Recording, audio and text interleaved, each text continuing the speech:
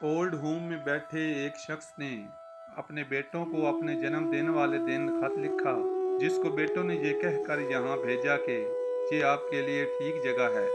आज मेरी 89वीं सालगिरह है और मैं यहाँ एक रिटायर्ड ओल्ड होम में बैठा हूँ।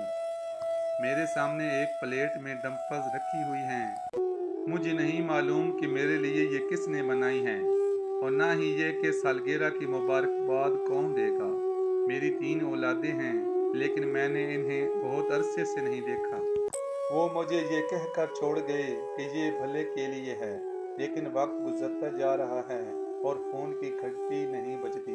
मुझे गुस्सा नहीं, बस अफसोस है। मुझे अफसोस इस बात का है कि मेरे दिल के किसी गोशे में मैंने इनसे मोहब्बत करना नहीं छोड़ा, चाहे वो करीब हों या ना हों। अफसोस इस बात का है कि मेरी ख्वाहिशात ज़्यादा नहीं हैं, बस एक गले लगाना, एक लफ्ज़ हैप्पी बर्थडे डैड। काश आज कोई मुझे याद करे।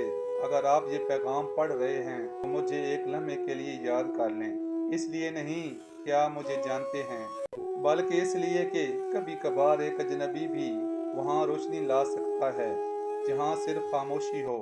इस उम्र में इंसान यादें और उम्मीद पर जीता है, और आज मेरी उम्मीद है कि ये पैगाम इन दिलों तक पहुँचे जो मेहनत की कदर करना भूल चुके हैं, इससे पहले कि बहुत देर हो जाए। इन तमाम वालिदैन और दादा के नाम जो अकेले छोड़ दिए गए हैं, दिली दुआएं और नेक तमन्नाएं आप महबूब हैं, चाहे कोई आपसे कहे या ना कहे। दोस्तों, खुदारा अपने वालिदैन की कदर करें और उनकी हिफाजत करें। वीडियो अच्छी लगे तो लाइक और चैनल को सब्सक्राइब कर दें।